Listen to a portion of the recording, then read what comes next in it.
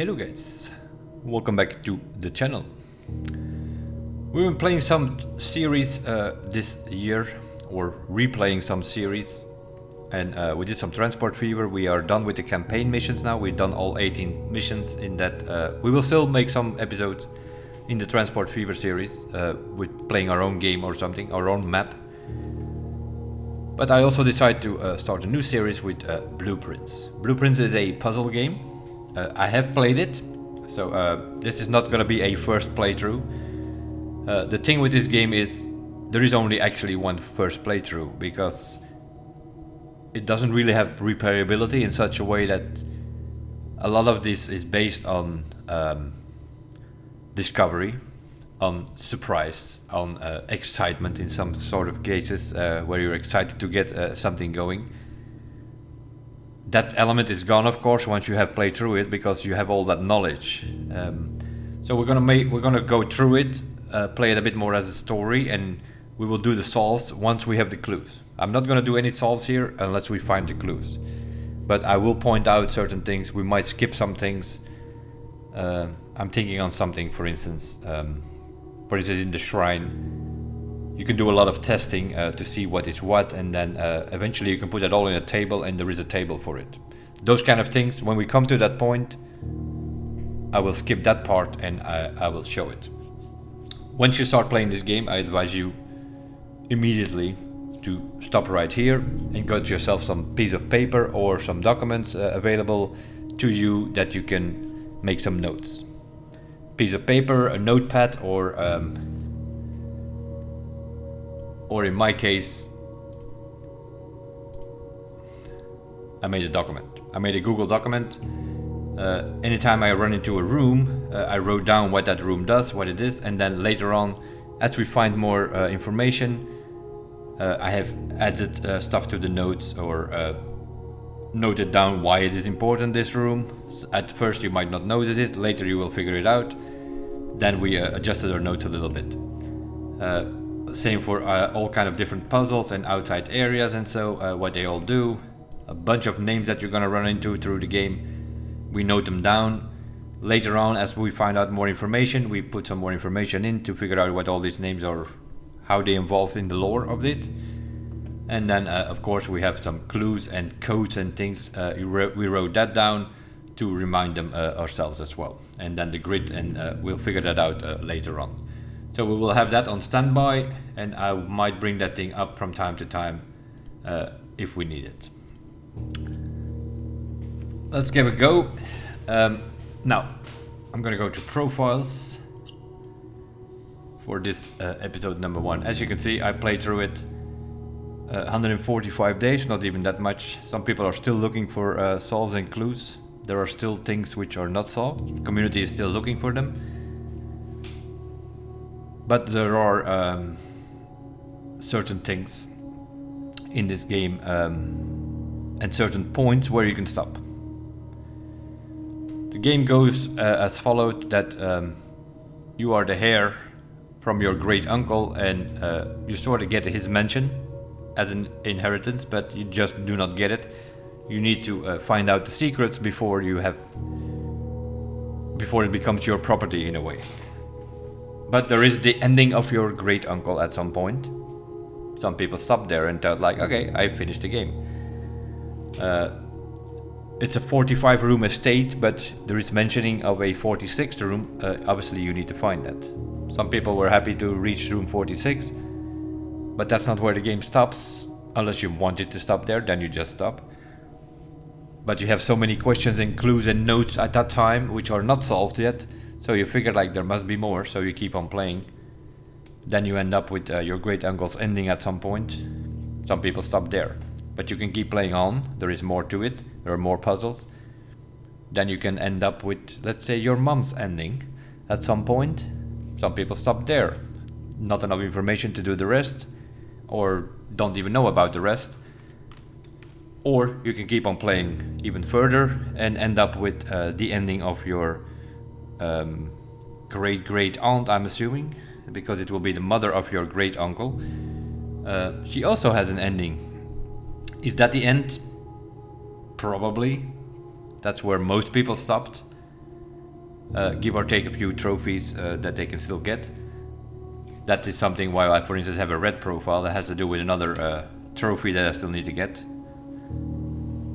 But today we're gonna start with, let's say, a new game and start it up. Here, these are things that you unlocked as you play through it, a dare mode and a curse mode. That's not something the first time you just start the game and it will start up in normal mode, just like this.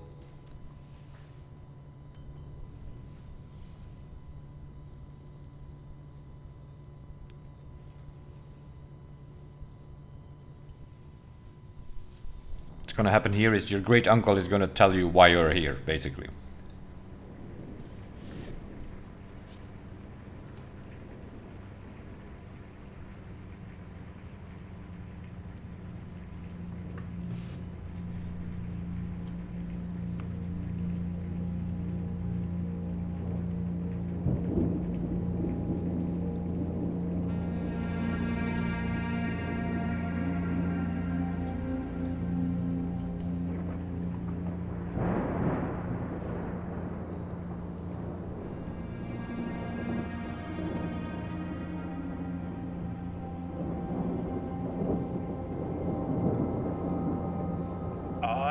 Herbert S. Sinclair of the Mount Holly Estate at Reddington do publish and declare this instrument my last will and testament, and hereby revoke all wills and codicils heretofore made by me.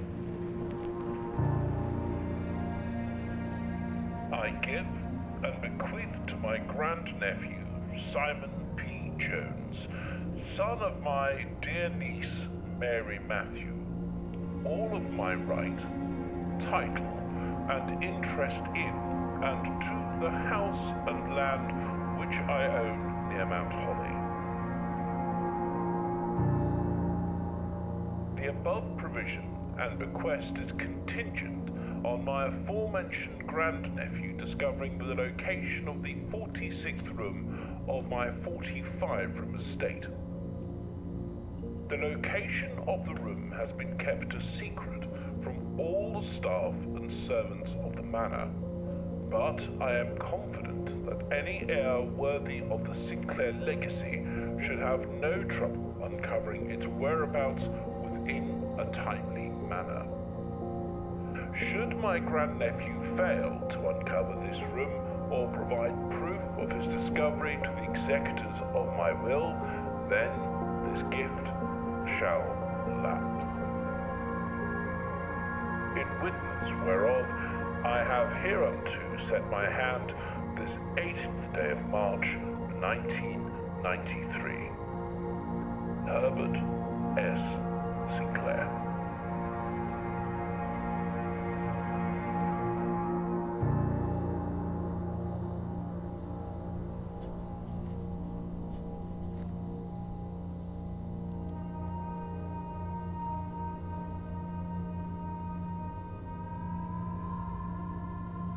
And there we are.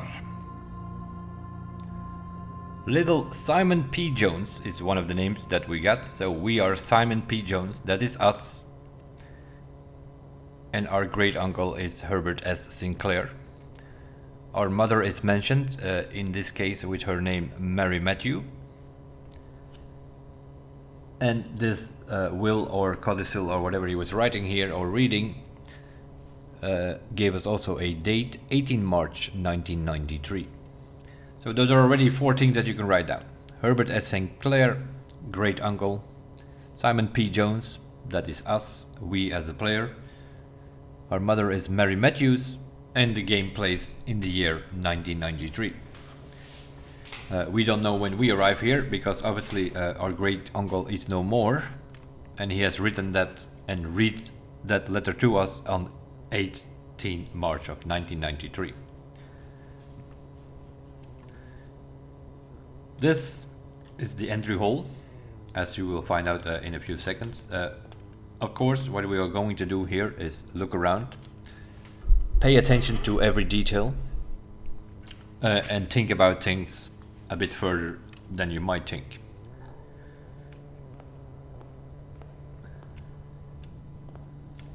There's a painting over there, there are some vases over there.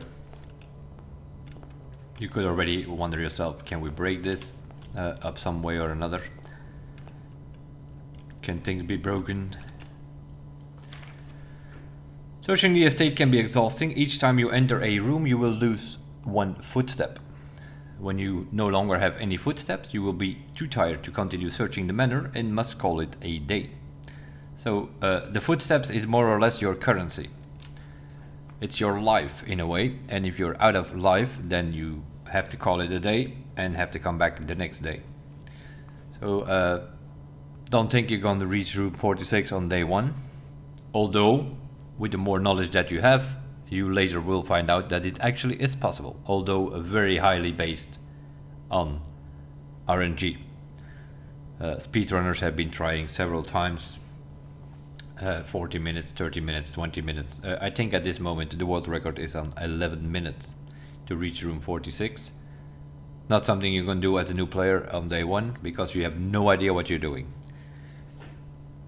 Even if you do know what you're doing, for instance, the day 1 trophy, I still need it on my main profile. We tried several times already, but we failed because the RNG was not going our way. There are certain things, certain paths to reach room 46. There are several paths, but there are things that need to happen that day to make it happen. Other than that, notes seems to be pretty much okay. Also that in the notes, pay on the detention details. Pay attention to this when you're reaching this. In this case, all seems to be fine. There might be some other notes where things might catch your eyes or not catch your eyes, which you're gonna regret later on.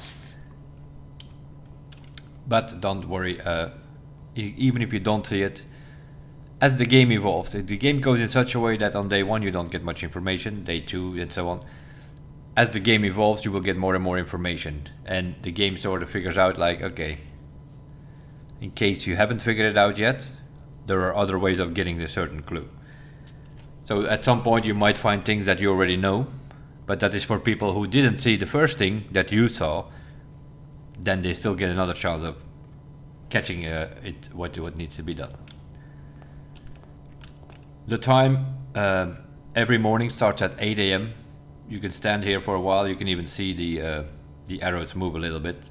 It was 9:30, now it's 9:31, 8:30, 8:32. You can see that the clock is moving.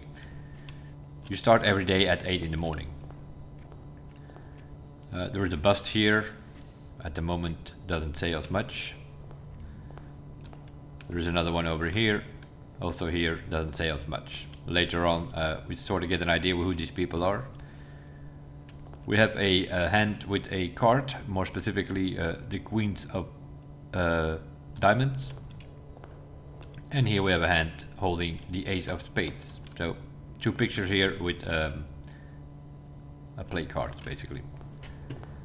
And then we have the letter, pretty much what he just read. In the cutscene, that's pretty much the same what it says here, give or take some extra information.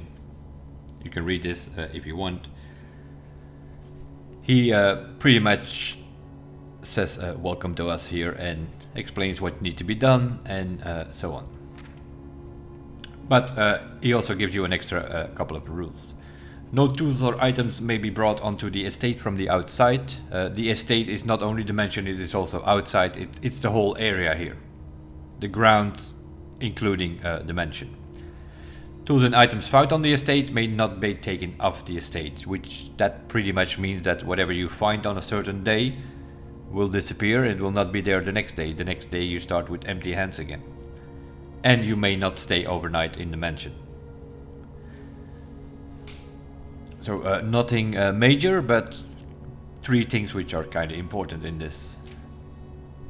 And then a bit of more information.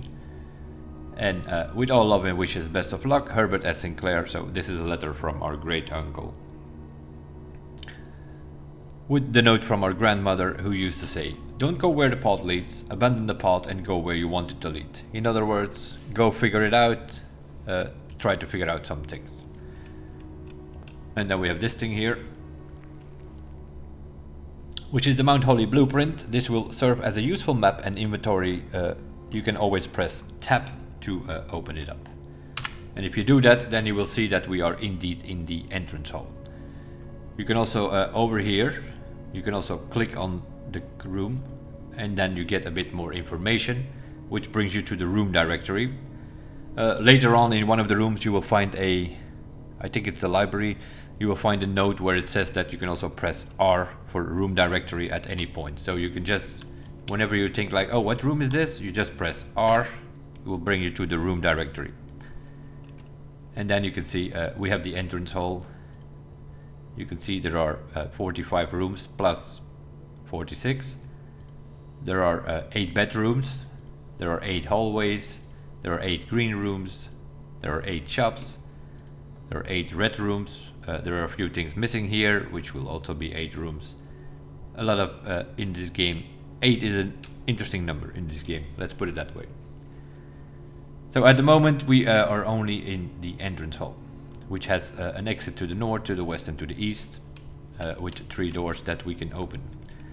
And how the game will work as follows. You click one of these doors, it will give you 3 potential rooms that you can draft there. It's a bit of a sandbox game in such a way.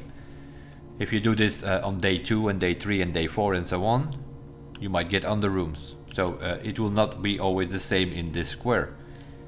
It will depend what you put there. If you put, I don't know, a bedroom over here, then there will be a bedroom. If you put a dining room over there, there will be a dining room. So you create your house the way you want it that day. In that way, it's a bit of a sandbox game. Now, of course, as a new player, what do? You start walking around, go through the doorway here and immediately see that your steps go from 50 to 49, and that is how you lose steps. Every time you go to a door, or in this case door frame, because the door is open, every time you will lose a step. Every time you go to a new area you might lose a step. But that is what you do. What they have added recently, just yesterday, April 30th, 2026, they added some game settings. The accessibility thing is available, so in case you need color assistance, you can change it here. You have color labels. If you don't want color labels, you can uncheck that. If you do not, but if you can change the color palettes. On the dashboard here, you can click that. Then you'll see some sort of panels here in case you are colorblind. But in this case, we'll just put them all off. They also added remapping, so you can remap some of these things. I'm playing with keyboard and mouse. You can also controller. You can remap all of these things. What I did, for instance, the stroll or the sprint, I put it on E. I don't like things on shift. By default, it was on shift, but we couldn't change it until yesterday. 1 year, more than 1 year after release, they added this patch. So you can now put your, if you play with a controller, you can change it here, of course, but I'm playing on the keyboard, so special item. Not sure whenever we have used that, but all the others. Room directory is R, blueprint is tab. If do you want it on another button, do you want it on B from blueprint, then you put it on B, obviously, to open your map. It's fine on tab, it's okay. The only thing I changed is I switched the shift into E next to my W. W is walking, E next to it to sprint, makes sense. I have it on Z, move forward. That's because I don't play on a QWERTY keyboard, I play on an AZERTY keyboard. So for me, the W that for QWERTY guys is Z for me. Cursor, yeah, you see my, I don't know if you see my cursor on the video, but you can put that higher, that it's bigger, that you can have bigger cursor. Don't you like that? Put it lower. Put it something like this, then you can see the cursor. You have a subtle cursor. If you don't put it up, then you have a big one, and so on. You don't want your cursor on the screen, you can put that off. Do you want a white dot or something? That's also possible. I'm gonna go with this arrow because in certain a white dot is gonna be too narrow in certain cases, I think. So yeah, a few things that you can put on here now that they have added. The auto stroll. If you want a auto sprint, you can put that on. and then motion sickness, and so you can lower your sensitivity, your field of view, smooth look, all that kind of stuff. Now I have no problems with motion sickness, so. And then of course you can still, I play with a mouse, so I have 5 programs on my mouse. I can change my sensitivity whenever I want to. So you move forward, you just soft tap the E to sprint, or you can also hold E, then it will, that sprint is not that much faster, but it is. Or you can just walk and soft tap your sprint button. Now it switches to sprint, you tap it again, then it walks again. So we're going to explore a little bit outside. We can't push this door, but what you do see is that there is a path there outside, so not long to think about that you see this is not going to happen. The door will not open, so it has to be opened from the inside, and you will try spacebar, and so that doesn't work.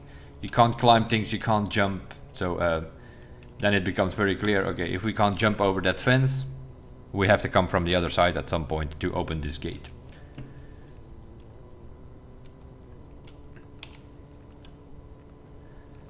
We have a fountain over here.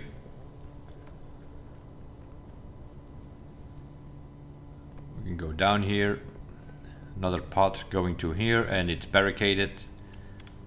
So if you play the first time through it, of course the question immediately is, this gotta be opening. You see that there is a path there inside. Through the gaps you can see that there's a possibility to go there, although it looks to me more like a little bit of a railroad.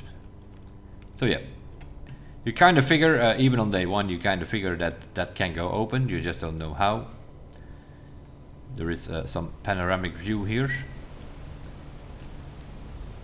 A little bit of a cascade. You see some windows over there, which kind of suggests there is a way to get to there as well. Some other platforms that you might be able to get to at some point or not.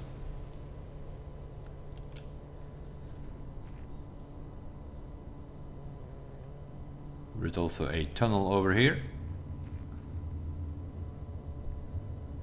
Bunch of crates. There are some torches here, so this is already... Can we light this? Is the question that you ask then, obviously, especially as a new player, or at least that's what I did. I'm sort of going over the thought process as I did it when I arrived here the first time. I saw the torches and I thought, like, there's probably a way to light them, but obviously we have no clue how to do that. And there are a bunch of crates. You can also see that the path goes further, so there's probably also a way to get rid of these crates.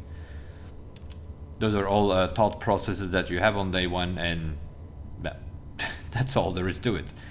You obviously have no answer to anything because you just started. But you see that there is, it's not only dimension, right? We already run into a few things which could be opened potentially.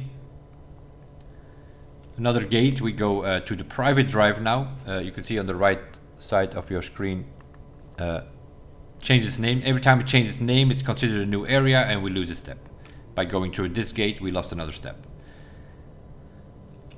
But we are just exploring the outside. Another door here.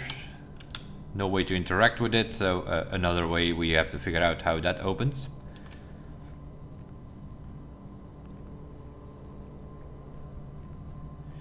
And here we run into another gate. Again with that same path. So there might be a way to open this gate, go around the mansion and open the other gate that we saw there. Potentially. Or not, we don't know. We don't have the answers to that. Switching the surface changes, so more than likely we'll lose a step here again at some point. We have a little tent over here.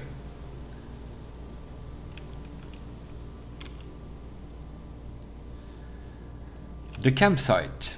Due to the rules set forth in your great uncle's will, you are not allowed to stay in the estate overnight. Luckily, however, your scouting skills have been put to good use to fabricate a very respectable upside sleeping quarters. You may call it a day at any time from the blueprint menu to return to the campsite for the night. So here's the answer to where do you stay if you can't stay in the mansion, because that's what the rule says. You could not stay overnight.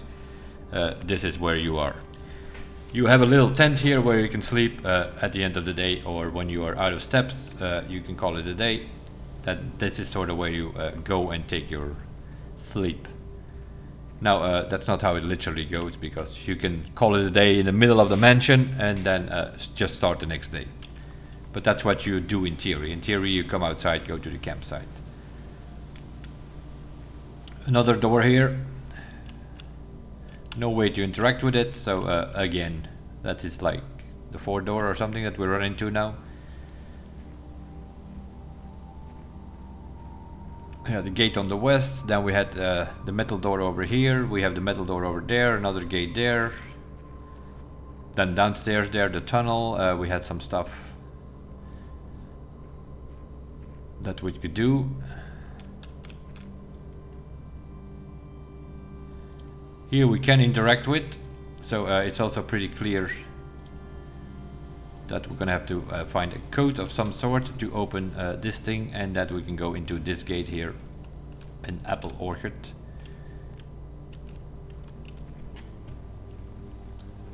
So yeah, there are 4 or 5 things here on the outside which are a bit of a problem. On day 1 especially. Seeing we run into a lot of closed gates and doors which we have no answer to open them. The only thing we can sort of guess and think of is that there will be ways to open them. Or not, in some cases. So here I can sort of skip forward and give you a few answers. That gate can go open, the underground thing there can go open, the tunnel can be opened, the other door can be opened, the 2 doors we run into can be opened, the orchard can be opened. The other gate there can actually not be opened, as far as I know. The big gate there on the backyard. So yeah, this was a bit of exploration, which costed us 6 steps to go around the premises. But now we know that those things are there. In case we find a way to open things or find the code for the orchid, then we actually know where to go and do our thing. Other than that, we can start drafting. It doesn't matter what door I click, I'm gonna get a bedroom, a hallway, and a closet. That is something you have no idea of, but later on, the community has figured that one out. On day 1, the first time you click any of these doors, those will be your 3 options.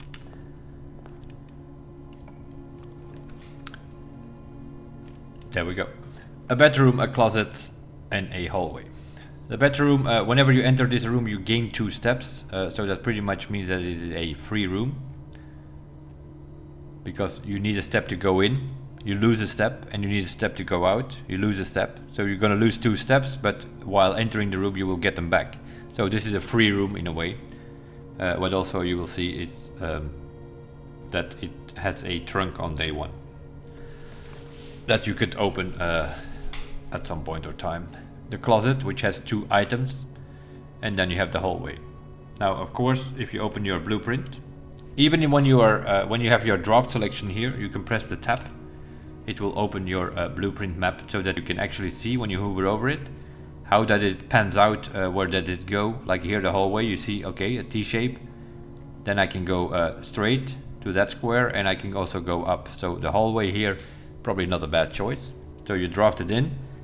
And now today in that square it will be the hallway, and then the hallway is drafted, and then you can walk forward and or go right. We have 2 options. Of course in the beginning you have no idea, so don't just immediately go in, just look your options on all of 3 of the doors. That does not cost us a step. We're still at 44. We're just going to open the 3 doors and see what we can get. Here we have the bedroom again.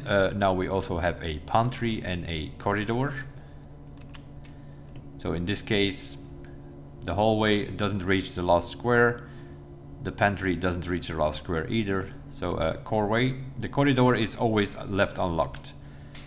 At some point you will run into locked doors. So this room is probably better higher up, because the higher you go, more likely the rooms will be locked. And this one is always unlocked. So you know when you drop this thing, you can go through and that door will be unlocked. You don't need a way to open that door. It will always be unlocked. This will not cost you any steps, and this one is going to give you some coins. There are a couple of currencies about. Coins, keys, gems, and dice, or 4 of the things that you might find all over the place, plus a bunch of other items which can be useful. Now if I press the tab once, it will show me my map. If I press tab again, it will show you on the bottom here a list of items that you have. In this case nothing, because we haven't picked up anything yet. So that's always, even when you're drafting, you can see like, okay, maybe I need to take that room because I have this or that, and that will become clear as you play. Other than that, it's just a matter of choices. There is a way, of course, if we go up from the entry hall and we can get a room that goes to the right, then we can reach this square. So I don't necessarily need to get to that square from here. So I'm just going to do corridor here. If I can now get a room from the entrance hall which goes to up and right, then we can also reach that square here. So we'll see what we can get here. I don't need to go to the left because I can already go from the hallway to that square. So there's also some strategy here involved, trying to reach as many squares as possible. So we'll see what we get. Well, this is what it gives us. We have a storeroom which has a key, a gem and a coin, but it is a dead end. Then we cannot go any further from here. We have the guest bedroom which will give us 10 extra steps. If we reach that room, that's not a bad idea. Or we can go spare room, which gives us immediately access to row number 3. So in this case, I'm going to do the spare room here. The spare room is exactly what it is. If we go in, it's a spare room. They're still painting it. You might find some tanks, I don't know what this is.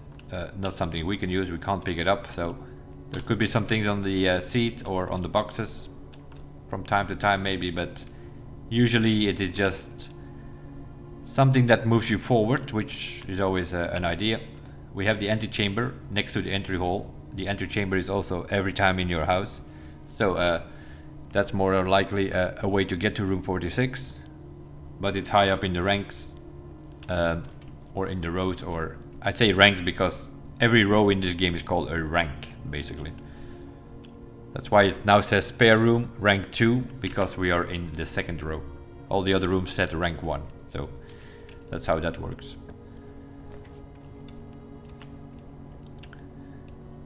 Laboratory, that will make it a dead end, completely useless. In such a way, they are in your draft pool. So some things like a laboratory, you could potentially, like here the hallway, we can get to the second row from the hallway. If we can get the laboratory here in the corner, bottom left, that would not be bad. Then we can drop it in there and then it is out of our draft pool for the day. So that's also something you have to think of, because if you don't draft these rooms, you're gonna keep getting them back as you go through the house, and then later on you don't want that laboratory to show up as a dead end. Nowhere to go, so it's better to put these things in the bottom somewhere, that you get rid of them than that they are out of your pool for that day. But at the moment I think I want to go right, so is our only option. We're going to go up and right. Whether we choose the parlor or the bedroom doesn't matter that much. We'll do the parlor. It has a puzzle symbol in there. Now what we haven't done yet is press R and click on spare room. There we go. Unfurnished. If you just press R in the room that you are, then you get the overview of what it is. Sometimes you might get some clues or extra tips or things that you didn't know in the text there. So always have a quick look on what it is. Here it pretty much says it's an empty room, and if there at some point had been plans for this room, it would be some designs are now long forgotten. So this is a forgotten room. It's in the draft pool. It's not great, but it moves you forward, which could be handy sometimes to get up to the higher ranks. It's a blueprint. The rarity is common. Every room has a certain rarity. As time evolves, you will see that you can potentially change the rarity. Let's go back to the first rank and explore the potential a bit. So we are now in the corridor. It's a long hallway with 2 doors at either end that have been one of your uncle's most frequently traveled rooms. Consequently, it had left straight instructions with the household staff that the doors of this corridor should never under any circumstances be locked. But we already knew that because it says on the blueprinting itself, corridor is always left unlocked. It's a hallway, it is also common, so it will show up very often, every day. That's what that means. You have common, you have standard, you have unusual, and you have rare. And drafted 1 live, so we drafted it once. But it keeps track on how many times you draft these rooms. Also here a couple of vases that might be breakable or not, we will see. We have a tree and some sort of pin. So there is something going on with paintings. Also in the hallway we had those 2 face cards and the ace thing. Here we probably want to do pantry to have some access to here, because from the spare room we can't get there, so we sort of need to try to get some access here. So we're going to do the pantry and see what it's all about. Find a piece of fruit and learn that eating fruit is giving us 5 steps, in this case for the orange. We pick up some coins, that is one of our currencies, as it goes to the left top of your screen. And we have a note from Bridget. Please pick up some more fruit before Friday, as we have just been informed that we may have an extra guest exploring the house next week. 50 steps should be more than enough, so I think an even spread would be ideal. So what they're telling us here is that fruit has been spread around the house for a total of 50 extra steps. 5 apples, 5 bananas, 5 oranges. We just ate an orange, which was 5 steps, so we know that the orange is 25 steps. The banana is 3, so that's 15. The apple is 2, which is 10. And if you add all of 10, 15, and 25, you end up with 50. That does not mean that you're going to find those 15 items, though. We found 1 orange here now. Apples, sometimes bananas, sometimes they are around, spread in some of the rooms. Sometimes you will find them. Other days you might find hardly any fruit. There are also ways of spreading the fruit. That's something we will find out later. But as I've noticed before and mentioned before, I have not noticed this until day 4 or 5 when I played the first time. But I said always pay attention, and when I say pay attention to the details. Everything is written in capital letters, printed letters, except for the word bridge, which is small letters italic. I don't know why we need it, but it's something. Those are the kind of things you need to notice in this game.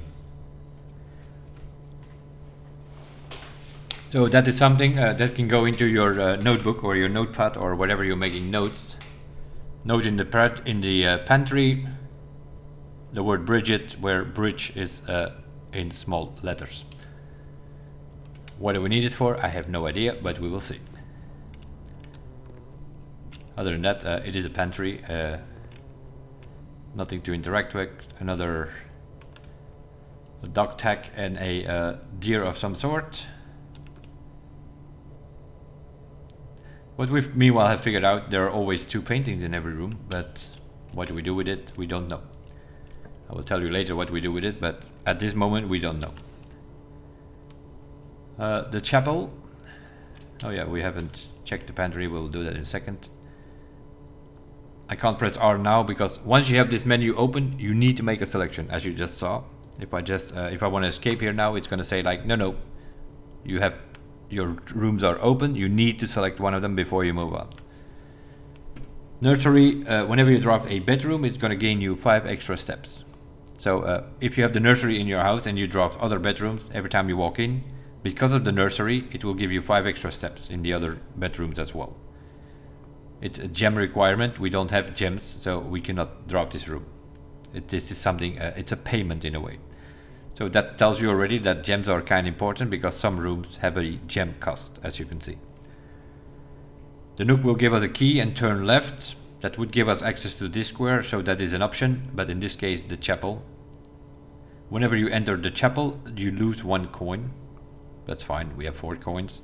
We can lose one. And why is it fine? Because it's a T-shape. It goes up and it goes left. So that's perfect in our grid here. So we're going to put this thing in. And then we're going to press R to have a lower view of the pantry. A well-stocked pantry is always the true test of a large estate, and keeping Mount Holly wide gamut of ingredients and supplies stocked has always been one of the primary priorities of the house itself.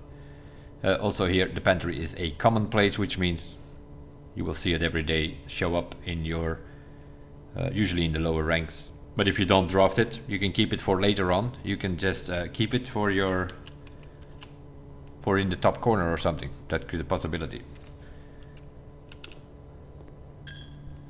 Ding ding, entering the chapel, we lose 1 coin. We have a bunch of statues here again, and also some stained glass windows. We have some sort of altar with some candles. Question you ask yourself here on day one obviously is, can we light these candles up some way or another? And there is obviously a bishop in the chapel. This is the first time we see a chess piece. Do they play a role? All questions you ask yourself on day one. It's something you notice and then you think like, okay, maybe it plays a role. And then you start writing down the chess pieces, because you will find in other rooms chess pieces as well. Other than that, we have these stained glass things here, which are numbered with Romanic numbering or Roman numbering. 7, 1, 5, 2, 3, 6, and 4. So yeah, that is something that I noticed also when I played through on day one. So those are kind of things you want to write down, obviously. So number 1, how do you call that? A hoe, I think it is in English.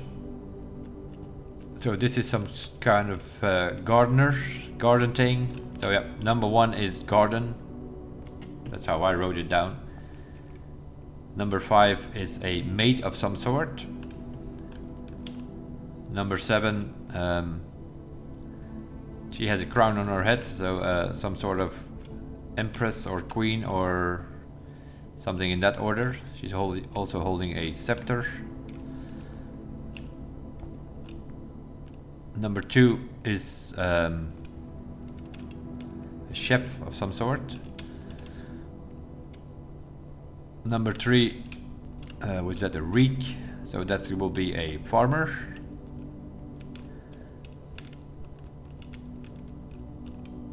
Horse riding boots and jacket, that's a jockey at number 6, and number 4 is a chimney sweeper. So you write that down, you make notes of those. Why, we don't know, but it is pretty clear. We're in a puzzle game. Everything has a meaning. And then there is something behind the altar as well, which we cannot see. We also don't know if it has a number. If that is also one of those stained glass things, then we end up with 8 again. But who or what that is, we cannot see. Unless there is a way to interact with this thing, which is not the case at the moment at least. So yeah, we have written this down. You make notes of this. Write it down in your own wording, as long as you recognize the things. That's how I did it, sort of going by what they were holding and what they were looking at. So that's sort of what I wrote down. Gardener, farmer, something like that. Let's see what we can go here. Now we have access to this square above from the chapel. We have from the parlor, we can go to the right. So we have access to these 2 squares, which means that over here in this square, this door here, we have the potential to drop a dead end here. We can reach the squares from the other side. So putting the lavatory or the guest bedroom here would not be a bad idea. The security is costing a gem. We do not have a gem. and also it will lose an exit, because the exit to the left will run into the wall of the corridor, which means we lose an exit. Not ideal to put that thing here. So in this case we are going to take one of these two dead ends. This is the second time we already see the laboratory, so this is something that seems to be very common, this place. So I'm gonna put that stupid laboratory in here. I do say stupid because obviously I know what it is. It's nothing. Basically, what else do we see here? Now that I see those two paintings there, is that in the chapel there are no paintings. That's also something that we just noticed. A private sacristy, as ornate as the most heaviest rooms of the estate, is watched over by 8 Agerian angels. So that's what they are. They are Agerian angels, and there are 8. Yeah, we figured that out. Although the big one behind the altar there, we cannot really see what it is, but apparently also one of the angels. Depicted in stained glass. This room was more tribute to your uncle's vanity than it has to his fate. So he was not very religious, but just needed to have one in his house, I guess. It is a red room. What that means that you will find out over time, but what the red room basically means is usually it has a negative effect of some sort. For the chapel, that is, you lose a coin. It is also common, and which also means you will see it very often show up in your draft pool every day. And then we go into the lavatory, which is a room one might go to great lengths to avoid showing guests, despite them always probing for its location. So yeah, you need to have a lavatory in the house, I guess, but other than that, it is a red room and it's a dead end. It's standard, so it doesn't show up that much. It's not commonplace as the other ones. So this is like, yeah, a level 2, let's say. The level 1s, they show up very often. The level 2s, they still show up regularly. The level 3s are more unusual, and the level 4s are very rare that you see those rooms. That also, of course, means that at some point in time, you might see a new room, which is rare. It might be at a totally wrong time of the day, but if you haven't not seen that room yet, I still advise you to draft it, because it's very rare that it shows up. So then you want to draft it to know what that room is all about. This laboratory, the negative effect of this is, as the description says, avoid it. Why? It has nothing in it. It is completely empty, it is a dead end. So that's the negative effect of it. There's nothing in it, nothing that helps you. You will never find anything in here. It's completely empty, except for a bot and a bat. Painting. So yeah, there is something going on with the paintings. We have noted that down, let's say. We just don't know what it is. We'll figure it out as we go. And what we also just noticed is that by going in the lavatory, coming back into the chapel, we lose another coin. So as long as you have coins, you're going to lose coins. If you have no coins, it's probably a good time to drop the chapel, because then it doesn't cost you anything to go through.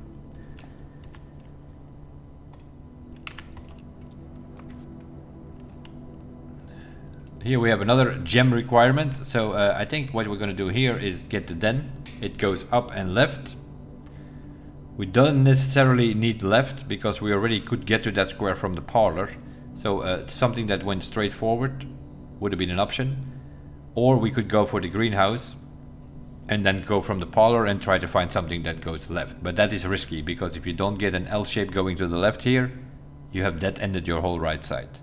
So sometimes you need to have more options open. In this case, we're going to go for the den, because the greenhouse I can't afford. I don't have a gem.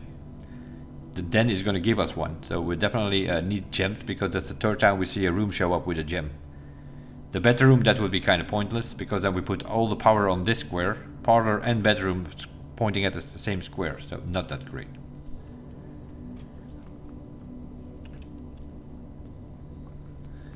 Going to the den, a more traditional family room, warm and inviting. So comfortable, one might assume that the countless clocks surrounding the sofas are placed in a futile attempt to avoid inevitably wasting the entire day here. Also, this one will show up very often. It's a blueprint common, so there's our gem. A bunch of clocks. It's 1:25 on all of these clocks, so seems to be that the clock is going. We also notice a pawn. This is the second chess piece that we have noticed. So the den has a pawn, the bishop is in the chapel, that makes sense. We have peace over here and some mountain of some sort. We'll figure out what that means later on, at some point in time. Now here what we want to do, potentially connect to the parlor, not necessarily. We want to go to this square if possible. So in this case we're gonna lock out the parlor and we're gonna use that gem to do the commissary. Because the other two will dead end that whole right side here, except for the den. Then we have no way out. You always want to reach as many squares on the row above as possible. So in this case I'm gonna use my gem. And then we're gonna go back down and see what we can get on the left side here. The commissary. Commissary has a cost of a gem. It is a shop, so we can buy things here, and the rarity is standard.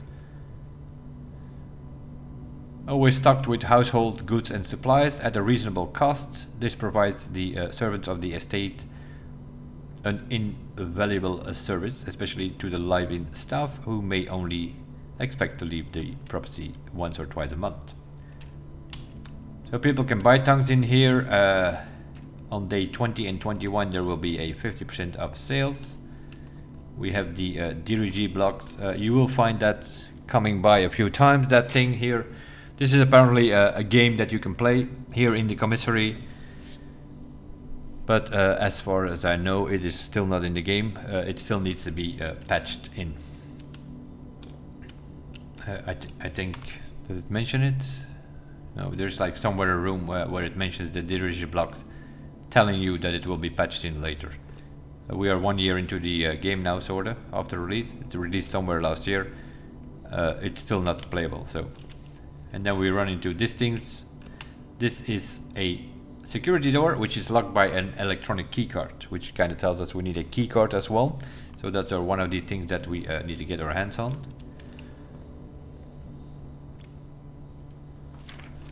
The staff notice. Effective the first week of December, payroll for all live-out seasonal staff will be managed electronically. As your attendance will no longer be registered at morning roll call, it is doubly important that you do not fail clock in and out at one of the electronic computer terminals on the estate. So there are computers somewhere around the house. 2 of these terminals can be found at security, where the punch clock used to be, and in the laboratory. So security and laboratory have computers, something we can note down. Any questions or concerns regarding this process should be directed as always to our house manager, Mrs. Babbage. That's a new name in our list of names. We have Herbert S. Sinclair, Simon P. Jones, Mario Matthew, and here we have and Bridget in the pantry. And here we have Mrs. Babbage. So this is the 5th name of names that we found throughout the estate, and we just note them down. And then we have the terminal password, which is... no idea. Something starting with an S is what we can make of this. That's the only thing we have of this. The commissary will be closed from day 12 to day 16. Sorry for any inconvenience. Okay. And here we have a clock and a lock, with and without. So this is the first time that you can say like, aha. This is with and this is without. This is clock, this is lock. This has a C in clock, and the lock does not have the C at the front. So we have a clock and a lock, so this kind of means that the C drops out. This one has the letter C in it, being the clock, and this one, lock, it only has 1 C, clock has 2 C's. So there's something going on with these paintings with letters, so you're trying to find words and see what we do with it. Now, of course, that still doesn't give you the full answer of what is going on, because there are some options here. In this case, clock and lock, that would be a C for the commissary, where we are. But the question now is the C belonging to the commissary, or is the C belonging for this square in the grid. That's something we don't know until tomorrow, and we dropped the commissary again, and then that might give us the answer. Unless we just happen to drop the commissary in the same square, then we will still not have that answer. What are they selling here? It's the next question. We can buy gems here. Cost 3 coins for 1 gem. When you have something like this, you usually can buy 5 or so, I think. So if you have 15 coins, then you can click on 5. We can buy a salt shaker, whatever that does. We can buy a shovel. So apparently we can dig here or there. And we can get a key for 10. It says between brackets 1. That kind of usually suggests that you can buy more than 1. I think it's maximum 5. So you can get 5 gems here if you would have 15 coins. You can get 5 keys if you would have 50 coins. And then it's sold out. If you buy the shovel, then it will be immediately sold out, and so on. In this case we have 2 coins, we can't buy anything, but it gives you an idea of what we can buy. The other thing we have is here a dead end, in a way. Well, not a dead end, but we are locked, we don't know what's going on. We know we need a key card to open that door, that's all we know. Let's drop this room and then probably go back to the hallway. Here it is with that bedroom again. Maybe we do that. The freezes your account. Coins and gems will be frozen until the next day. That comes into play. This is what with the one with the time thing usually has an effect on the next day. That's what they will call the tomorrow rooms. And then you have the secret passage, which will lead to a room of a color of your choice. It can gem cost again. So what happens in this room is you can choose a color for the next room. So you drop the secret passage in that square, and then over here above the den, and then it will go forward to the next room where you can then choose the color of the room that you want. So in this case we can't afford the secret passage. The freezer, yeah, what are we going to freeze? 2 coins. We have no gems, so you're only going to freeze 2 coins for tomorrow. That's a bit early. Freezer seems to be something that you want to get very late. You have to call it a day. You have a lot of coins and gems. Freeze it, then you will start with them the next day. So in this case we're going to do the bedroom, I guess. The bedroom is one of these rooms. We can go in and out as many times as we want, because you always, every time you enter it, it will gain 2 steps, so you can go in and out without losing a step. It's a familiar room that you may have slept in at some prior visit in the past. Like most bedrooms of the estate, these quarters offer you a little rest and recuperation during your long days exploring the surrounding rooms. It's an entry type of room. It's common, so you will see it show up every day, and it is dropped at once because we dropped it once. Other than that, we have a hand pointing down. Question I asked myself here, would this be pointing down to room 46? It's room 46 underground. We have a bunch of stuff sitting in these cabins over here. The cabinets. We have one of these trunks which you can open with a key, but we don't have one. We have the ant symbol, and we have sand. So we have ant and sand, so it's a letter S in the bedroom here, or it's a letter S in the square. We do not have an answer to that yet. And we also have a pawn over here. So there is something going on with chess pieces. We have figured that out as well. And we have greetings from Reddington. So apparently we are in Reddington. Or they visited Reddington, because the postcard is here in this place. So apparently that's the town down the valley, is Reddington, apparently. Oh, what we can try to do is this. Locked. Okay, this door is locked, so we need a key here for this one. If this was not locked, then we could surpass or bypass this security door, because if these rooms connect, then this door will automatically open. That's also a way of opening a security door. If you can get away from it coming from the other side, then the door will automatically open. Then you don't need a key card. Just a little tip that I can give you as somebody who has been here before. picture of a lady. She has a moon symbol on her neck. Other than that, no clue. Well, we do, we have a clue, but we don't, you know. I think it is time to slightly go back. Lose another coin. I have to, there's no other way.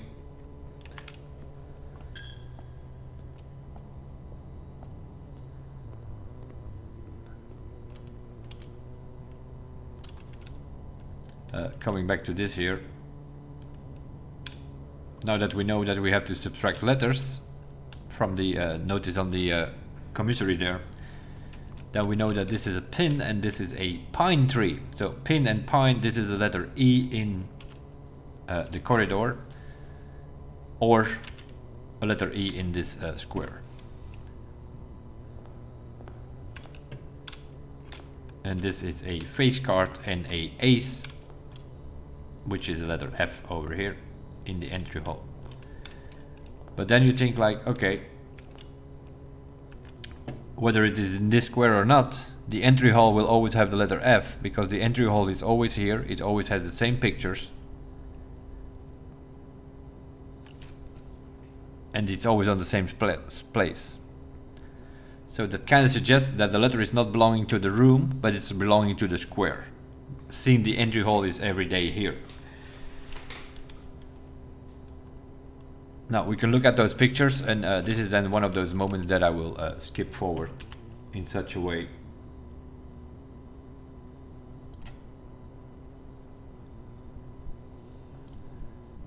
that I will bring up this.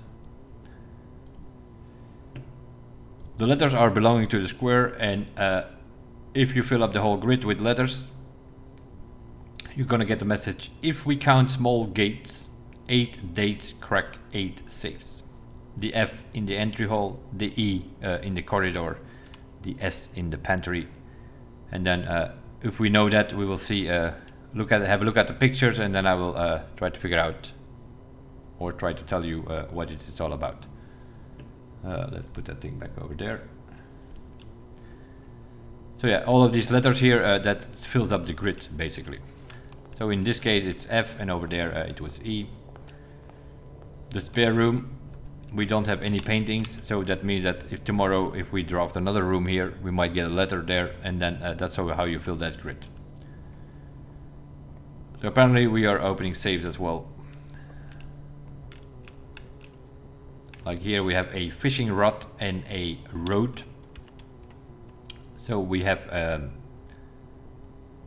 rod and road, we have an A over here. That is the A from crack in that grid. So it is correct. Here we are, May the 2nd.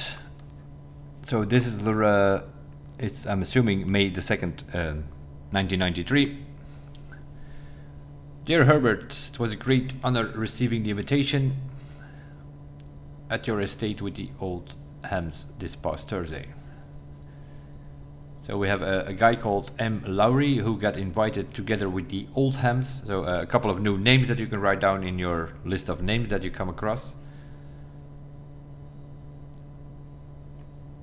He tells about how excited he was to get invited and to go to the parlor to play the parlor games, as he always has. Apparently Herbert was famous for having all kind of games in his house in the parlor, and people loved those games. In this case, this is the rules of the games. There will always be at least one box which displays only true statements. So one of the boxes behind us is true, at least one of them. There will always be at least one box which displays only false statements. So one of those is false, and only one box has a prize within, the other two are always empty. So those are the rules of the game. And then we have this thing here, which is the wind-up key, a component of the parlor games. The wind-up key is used to open these boxes. So there are 3 boxes. There will always be 3 boxes in the parlor. This is one of the so-called puzzle rooms. The cozy lounge furnished with couches and armchairs serves as the perfect social setting for receptions and after parties. Consequently, this was one of the most popular rooms for entertaining. The late H. Herbert S. Sinclair was known to supply a parlor games to encourage his guests to think and conversate. So the type of this room is a puzzle room. It's common, so also this one will show up every day. I've already mentioned earlier that there are trophies in this game. One of the trophies is, I think you need 40 parlor games, something like that. The same goes for other puzzle rooms. Also, you need 40 to get the trophy. So you have to drop that thing at least 40 times. Now, later on there are options to drop them more than once a day. So, what kind of game is it? We just read the rules.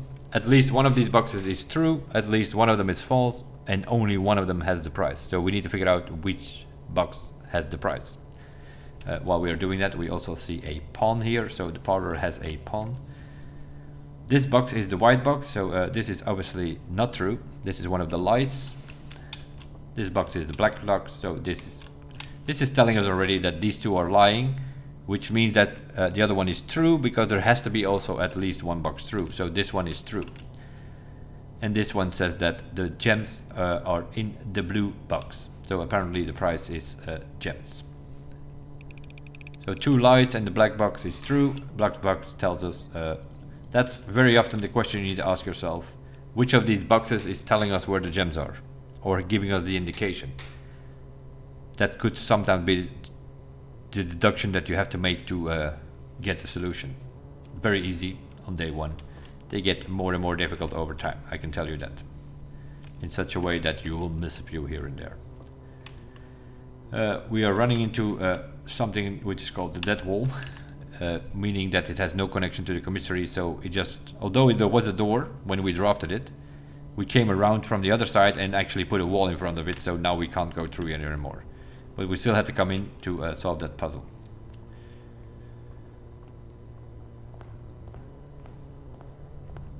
The hallway with the praying hands and the crowbar.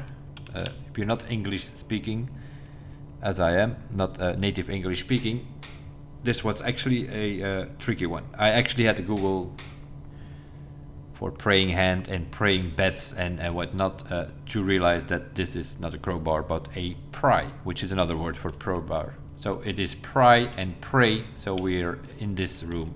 We have the letter A for the word saves on the bottom one. We also have a note here. Doors in the west wing are more likely to be locked. Okay. So which kind of suggests that on the left side doors are more locked, apparently. We're gonna drop first here to see where we're going. We want to go up and left potentially. Then if we can get something like that here, then we can potentially drop another dead end in the corner to get rid of it, basically.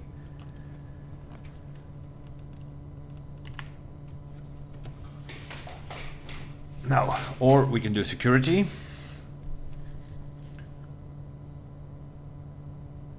Or we have dead boxes here. So yeah, this is a bit more risky, because we know the commissary has a security door with key card, which we do not have. The bedroom has a locked door, which needs to be opened with a key, which we do not have.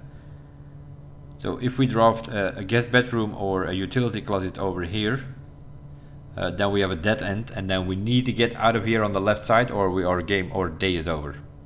That is also an option. You might still have steps left, but if you're dead ending yourself, yeah, then there's nothing more to do. Then you also have to call it a day. That's something I haven't mentioned yet, but it's not always about running out of steps, or sometimes you dead end in the house.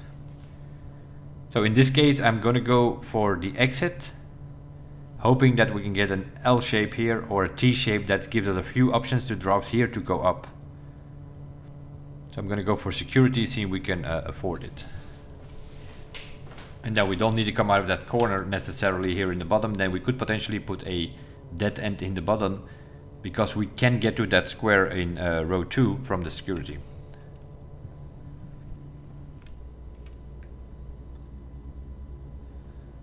And taking security was apparently not a bad idea. This seems to be an important room. See, we get a cutscene for the first time.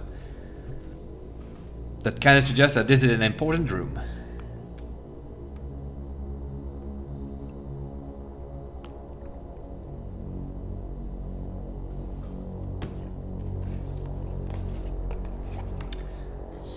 So what that basically tells us is that we're gonna have to pay attention in this room.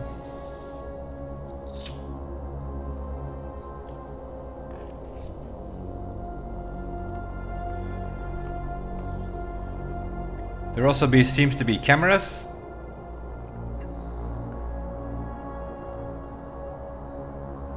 Because we could see ourselves walk in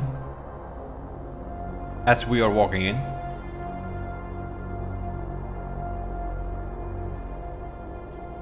And apparently there is something on the screens because Simon, our little boy here, which is we are running here. So it is us looking at the screens, and apparently we have to look at the screens. Now I can tell you already right now, we have no idea what we're looking at.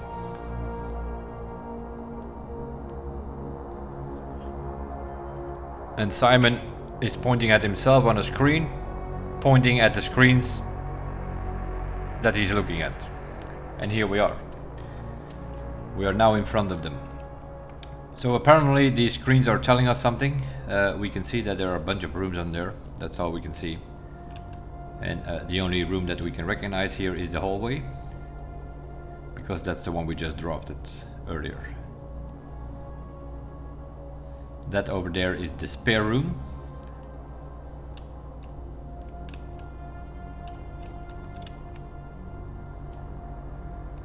And the rest we have not seen yet, so we don't know where they are. We have a computer there. Blue memos are true and red memos are lies. That's kind of important. Make a note of that, take a screenshot of that. That also tells us that the red note that we just found in the hallway there, telling us that the west wing doors are more likely to be locked, is not true. I can also see that there is something written on this line here in very small. Now, also here I will help you out by giving a little tip. There is a magnifying glass in the game, and then you can read that. You can also take IRL, zoom in or zoom out, or just take a magnifying glass IRL. That's what I did. I saw there was something written, and I had a magnifying glass in the house, so went to search for that thing. Took a few minutes before I found it, but eventually I found it, and what it says here is unless written, handwritten. So it's blue memos is true, red memos are lies, unless they are handwritten, if they're not printed. The memo in the hallway was printed, so it was a lie that the doors in the west wing are more than likely locked. There was also a red notice in the commissary telling us that on day 12 and 16 the commissary will be closed. That is also a lie. So the commissary is open every day. So also on day 12 and day 16 you will be able to drop the commissary. So that's not something you have to take in consideration.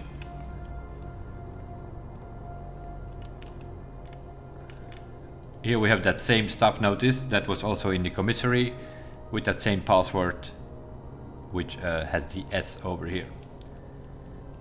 Again here you can take an IRL magnifying glass, but even then it's very hard to read what that password is. So we need the in-game magnifying glass to read what the password is. And we have stars and stairs over here, so it's a letter I over here in the security. No, which makes sense. It's the I from the row 2 word, which is 8 in our grid that I just showed you. So now that we know that the red letters are a lie, we know that this is a lie. Until further notice, the antechamber has been unlocked and access levers have no longer required to grant entry. So this tells a few things. The antechamber doors are not unlocked, that's a lie, so they are locked. And access levers are no longer required to grant entry is also a lie, which means we need access levers or levers to open that thing. Is it levers or levers? I always mistake those two. Not English speaking, as you know. we need to pull some levers or levers, whatever you call it. So we need to pull some levers here or there to open the doors from the antechambers. That's what this notice is telling us. Although this whole note is a lie, they are not unlocked, they are locked, and the access levers are still available somewhere throughout the house. So it's a negative constraint, right? You read it as a lie, but it also gives you information, nevertheless. Keycards at security doors are more likely to appear in the higher ranks of the estate. So this is a blue note, so this is true. There's a higher chance of getting security doors higher up, which makes sense. We had one in the commissary there, which was already on the 5th row, pretty high up in the house. Likewise, as a redundant security measure, normal doors in the estate will also be more likely to be locked as you progress north. So the higher you go into the house, the more chances you will have locked doors and security doors. That's what we learned from this. Other than that, nothing major happening here. Now, there is a computer. This is one of the, we know that from the commissary, or also from that note here, because it's the same note. We know there is a computer in the security and in the laboratory. Welcome to the Mount Holly Security. View the estate inventory. If you come to security, you can always look at this and see if you have missed something. There is a trunk. We know there is a trunk. There is a trunk in the bedroom, but we couldn't open it. We have nothing to open it with.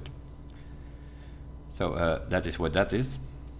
So in case you're looking for something, or let's say you have a few locked doors, you have not found a key. Did we miss a key? You can always come to security if you have security in your house, and you can check the computer to see if you have missed a key. In this case, there is only one trunk. We don't know what's in the trunk. That could be a key, but we need to open it.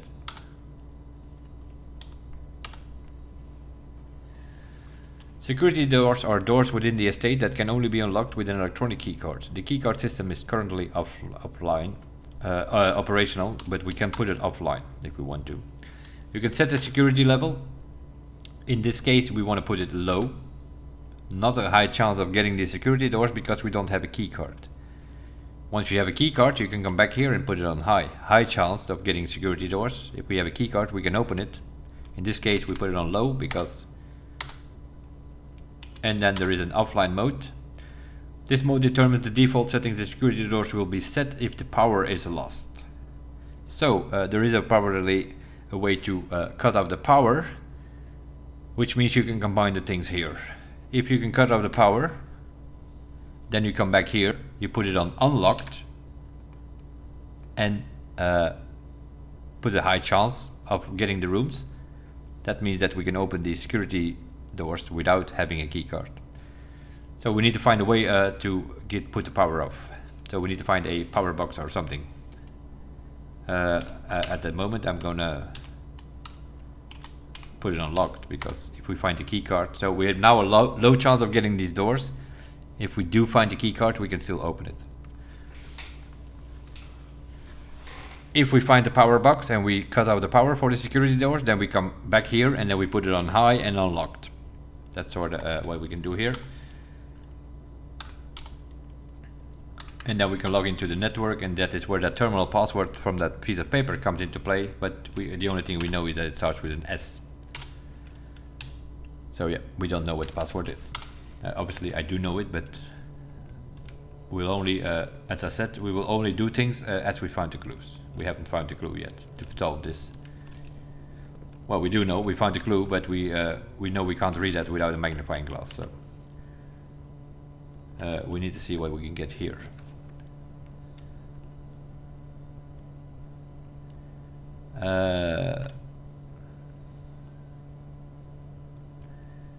We need to take the nook here, and the reason we have to take the nook here is this gives us a key. We know that the bedroom door is locked with a key. If we don't do that, we are dead. Because no matter which of these three rooms I choose, we cannot go up. We can't go up from security, we can't go up for the parlor. The commissary is a security door. We don't have the key card. We are done here if I do not take this key. With this key I can go back to the bedroom and I can still open this door. We have still access. So I have to go for the nook here. There's no other way.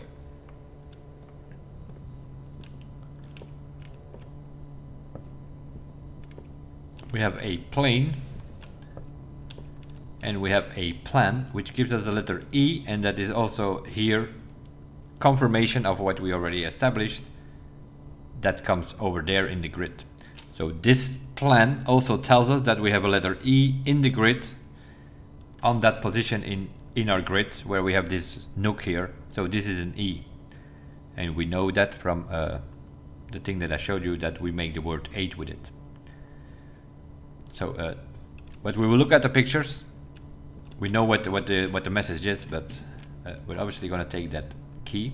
What we also noticed, there is a rook in the nook. So yeah, start writing down those pieces as well as you go. Why we need it, we'll come to that way later. But and we have another journey noteworthy. Here they are telling us what I already told you in the beginning. It is probably a good idea to make a notepad. As you continue on your adventure, you may want to consider getting something to scribble down your notes and observations. In my case, I use a Google document, but you can use whatever you want, notepad or just a piece of paper. I started doing, when I played the first time, I started making notes on a piece of paper, but after 2-3 days I figured this is not the way to go, because I had pieces of paper all over the place, and if you go over those notes, you will very often find a bit of information there and a bit of information there on the other page, and then another one on page 5, and then you think about it and you're like, oh, these things belong together, and so it's better to put it in a document, and then you can always make changes quickly in that document. Notepad or whatever. I made a Google document which gives me the option to type in things, but also take screenshots, and then after you play the game, you can sort of put your screenshots in the Google document, and then you have all the information together on one page. But you do it what you want to. What else do we need is a scrap of paper. Perhaps most fittingly, a journal will prove to be an invaluable tool. You will not regret having beside you on your journey. As again here, same as in the pantry with Bridget, the word beside is written in small letters and in italic, just like the word bridge was in small letters and italic in the pantry note. So we have something going on beside the bridge, more than likely. That's all the information we have at the moment.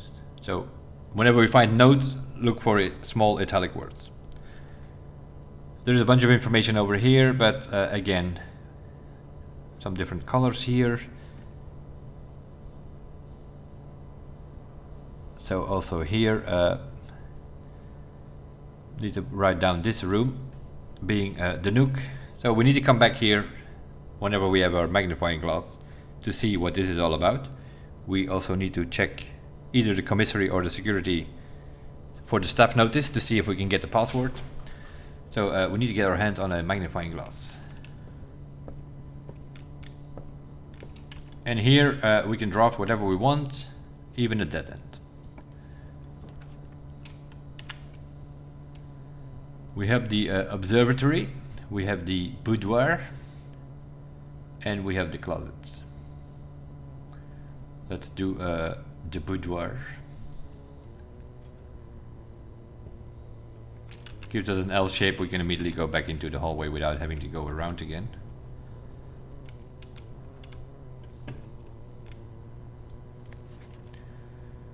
We have a Christmas scenery. There is a save here, which apparently was the Christmas gift of that year. So that kind of suggests that there was a save involved.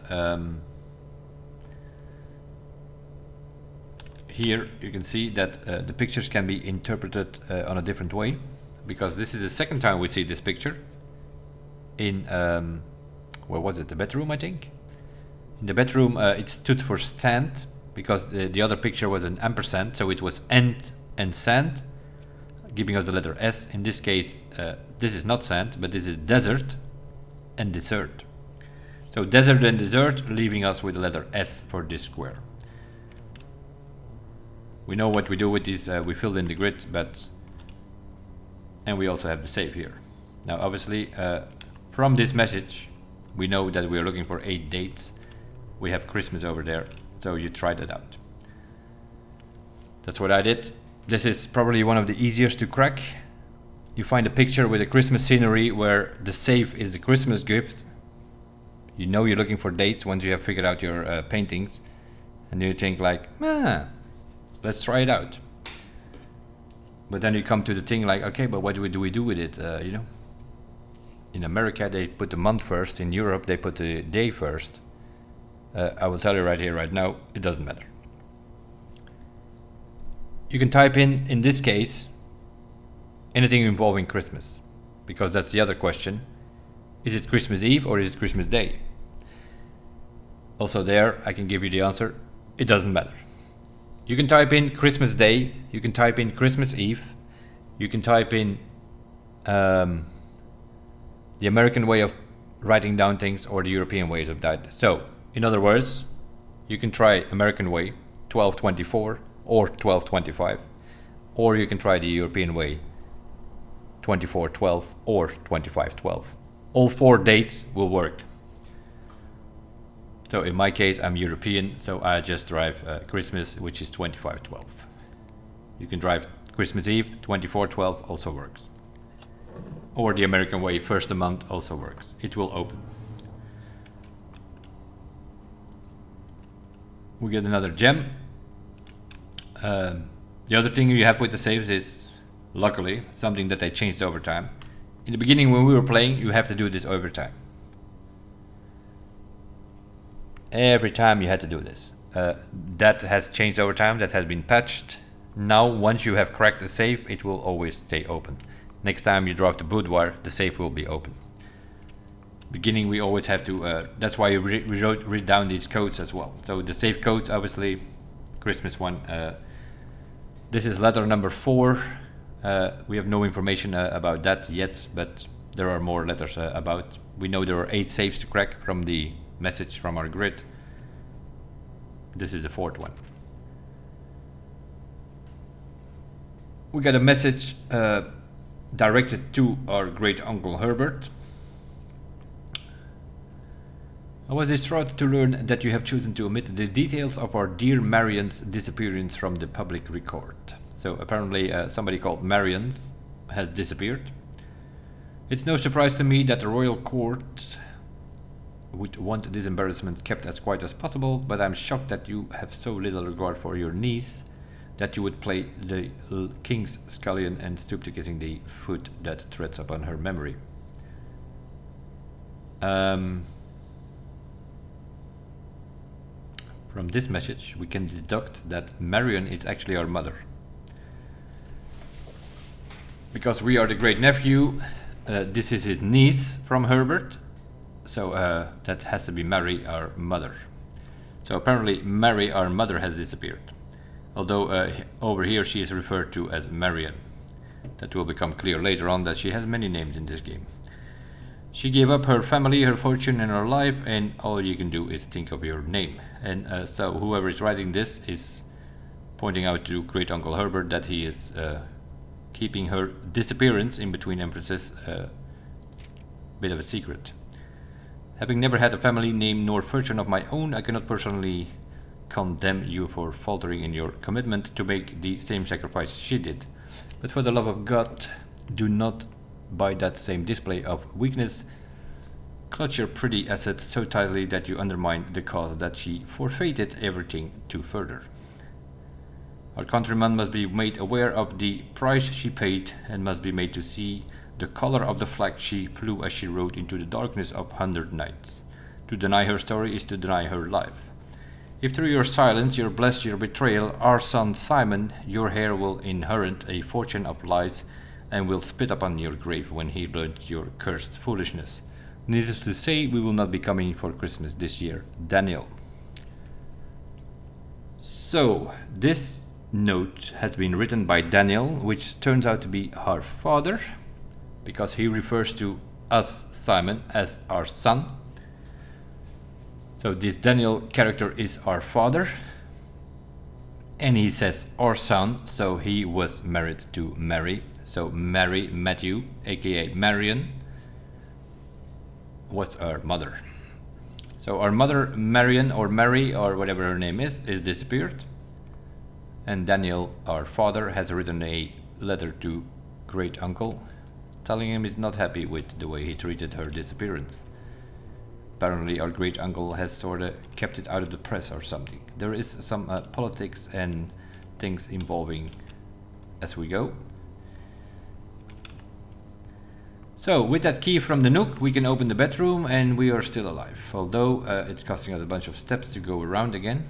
Might be the end of our day very soon, but we're just discovering things as we go. There goes our last coin, because of course to get to the bedroom we have to get through the coin. Now here you can do the gamble. You can open that door, or you can gamble with the key here and hope that there are more keys in there. What you're going to find in these trunks very often are coins, gems, keys, dice. Everything could be in there.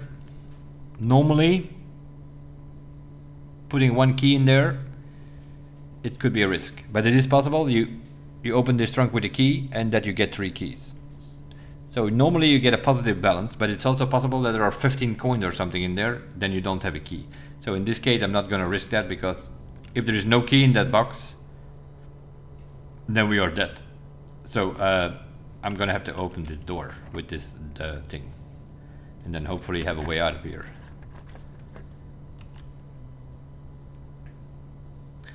Now what this does is, obviously we're not going to take the guest bedroom, that is a dead end. Then we are done for the day. The bunk room, which counts as 2 bedrooms. In a bedroom you can sometimes find like a piece of fruit or a gem or a key. Or what the bunk room does is usually gives you 2 of those. So you're going to find in the bunk room, you're going to find on the table usually 2 keys, 2 gems, 2 fruits, something like that. Either way, we cannot take these stupid bedrooms. I do say stupid because I hate the bedrooms. Most of them are dead ends. They're always coming at the wrong time. They have a rarity, as I've mentioned before. At some point in time you will be able to change the rarity of rooms. I advise you, these stupid dead ends, put them on rare or unusual, that you don't see them that much. But until you can do that, you're gonna show them up very often. In this case, completely dead end for the bedroom and the bunk room as well. So we have no other choice than to take the gymnasium, which is a red room. The negative effect of the gymnasium is when you enter it, you lose 2 steps. So it's pretty much the opposite of the bedroom. Instead of gaining your step back in the bedroom, in the gymnasium you have the opposite. You lose extra 2 steps. So it's 1 step to go in, you lose another 2 steps, and then another step to go out. So this is a -2 room. The bedroom, 1 step to go in, you gain 2 back, and then go out. So this is a 0 room. But in this case we have no other choice, because otherwise we are dead. We might be dead now as well. If that door to the north is locked or security, then we are dead as well, but we still have to drop this. By doing that we will also bypass the security door, which is in the commissary, because this one will now connect to the commissary and the door will automatically open. So without having the key card, we bypass that security door. And we lost another 2 steps for entering this room. Here we have again a pin and a pine. So it's also a letter E over here. Is that true? Let me see. If we count small gates, 8 dates. Yeah, it's the letter E for dates. The E from dates. Okay. Okay, we're not dead yet. The utility closet breaker box. There we go. So this is our power room, where we can put off, in combination with the security, we can put off the security doors. So the breaker box is in the utility closet. We're obviously not going to drop that thing here because it's dead end. The same for the wine cellar. Gives us 3 gems, but it's a complete dead end. So in this case we have to go for courtyard, which gives us exits to the east and the west. So we're still alive and we can afford it. So we're still alive. Courtyard is probably one of my favorite rooms, because very often you find things in here. In this case, the sledgehammer. The sledgehammer can shatter padlocks and locked trunks. Aha. So we don't always need a key to open those trunks. We can smash this one, so we can go see what's in there. Here we know there is a shovel in the commissary. We don't have coins to buy one, but that's what the dirt piles are for. You can dig in those things. So what I'm gonna do is, nah, bit of a problem. We know there's a trunk in the bedroom,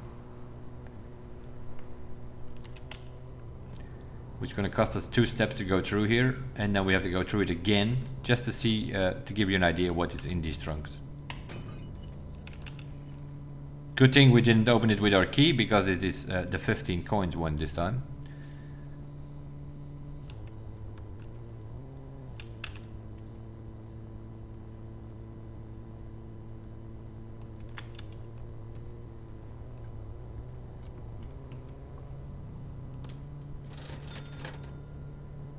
We're going to use those to buy a shovel so we can dig in the courtyard.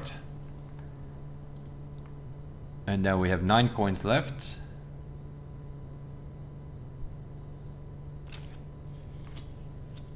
We can buy 3 gems. We don't have enough for a key, or we can buy the salt shaker. Now, the salt shaker, what it does is, if you eat a piece of fruit,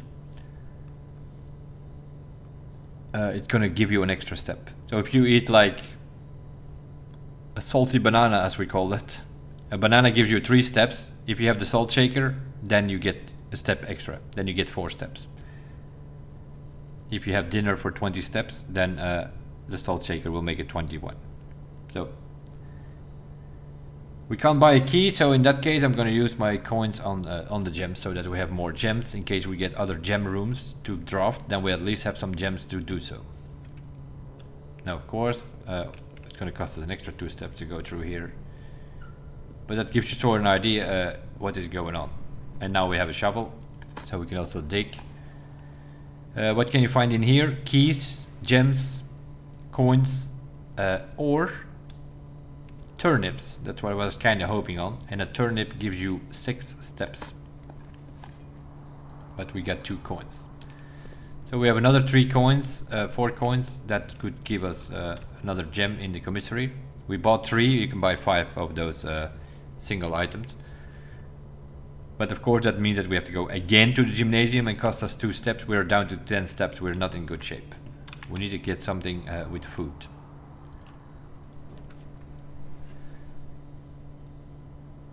So the kitchen is going to be it, I think. It's costing us a gem. But what you can do in the kitchen is a few things. We can get bacon and eggs for 10 steps, and it will add the morning room to today's draft pool, which is a new room that will go to the draft pool. We can get a club sandwich for 8 coins. We get 15 steps. Or we can get bananas plus 3. If we would have the salt shaker, that would mean plus 4.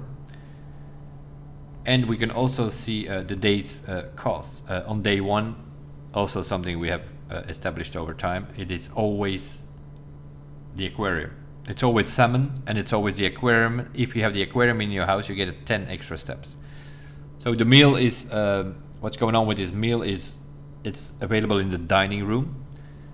Once you reach rank 8, you can come back to the dining room and have your dinner for 20 steps. And then an additional 10 steps if you have a certain room in your house, depending on what's on the menu. If it's salmon, then the extra room required is the aquarium. If it's the grilled steak, then for instance you need a furnace in your house. I think something like that. There are different dishes on the menu, and that requires a different room subsummary to get the 10 extra steps. That's something you can always check. So then you know if you get the kitchen pretty early in your house, then you can see what the dinner is, and then you can sort of try to get that extra room to get extra 10 steps for whenever you have dinner. In this case we have only 4 coins, so we have to buy 2 bananas. That gives us 3 steps and another 3 steps. Also here, same story, the single items, you can buy 5 of them before they are sold out. If you buy a club sandwich, you can only buy it once, then it's sold out. Bacon and eggs, the same thing. But the banana, or sometimes there's something else, I think, apple or so, you can buy 5 of those. So you can always come back. In this case we bought 2, so there are still 3 available after this. But it gives us at least 6 extra steps. We have no keys, so if this is locked, not the case. The office is available. Or we can go for the breaker box or the closet, but both of these are again dead ends. So let's go for the office. And let's go in and see what's going on here. Statue of whoever this is. This is our, I think it's our great uncle. Isn't it the same guy from the entry hall? We have a small statue as well.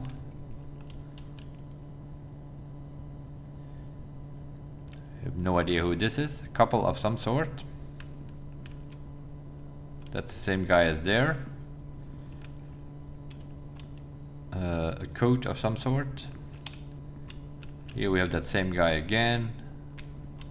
We have the mustache guy again. This is a king room. One of the two kings of the chess pieces.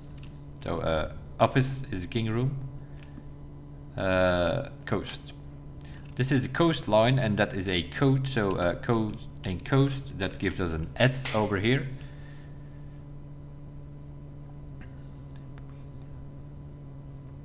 Yep, that is the word gates in our grid. So this is indeed an S confirmation. Another one of those guys, and this is the mustache guy again, although I think it's a different one than this one. Yeah, it is. Okay. We have the hand again. In the bedroom it was pointing down, now it's pointing there.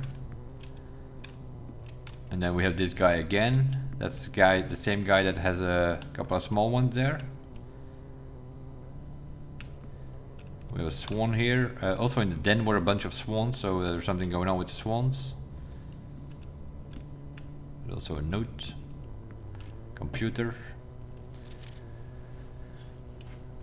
The antechamber lever in the greenhouse is broken again. Okay, so apparently there's a lever in the greenhouse to open the antechamber. I don't think there is enough time to put in another work order before Simon arrives, so just make sure the west and east levers are operational.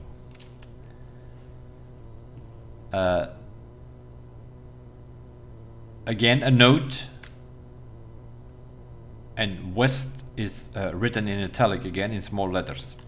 So we have in the pantry, we had the note with the word bridge in Bridget. So it's bridge. There's something going on with the bridge. Besides the bridge, that we know, besides we know from the word, from the note in the nook in the west. So somewhere in the west is a bridge, and there's something going on beside the bridge. Is what we know so far. And we also know that the antechamber has west and east. It has levers, levers. Is it levers? Is it levers? One day or now I will find the difference.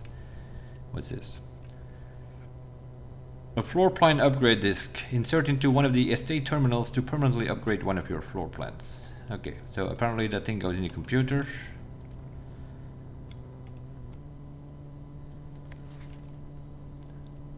Because in this case, Bridget is written normally, not in italic like on the pantry note. So again, Bridget, which is I think the head maid or something, one of the maids, somebody was in on the doing the groceries and everything. Please check if any book matching these titles are available for purchase in Reddington. Flight of the Queen, March of the Count, Fall of the Lord, Passing of the Barons, Herrings of the Major. Red herrings. Had a little trouble reading the Baron's writing, so I'm not sure in the last title is intended to be herrings or hearings, but knowing Herbert, I suspect either would be suitable. So Herbert is also putting in some false notes around the house, apparently. Red notes. Red was... they are wrong. So it kind of suggests we can ignore the red ones and have to focus on the black one. March of the Count.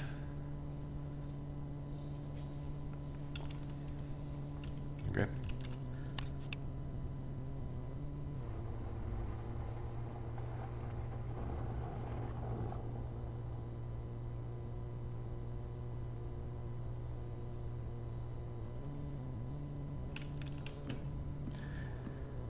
There is a safe with this guy on top.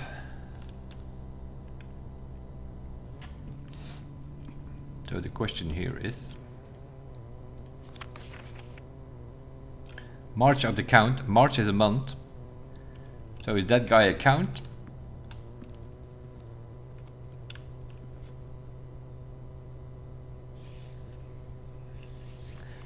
If we count small gates, so we have to count the small ones, basically.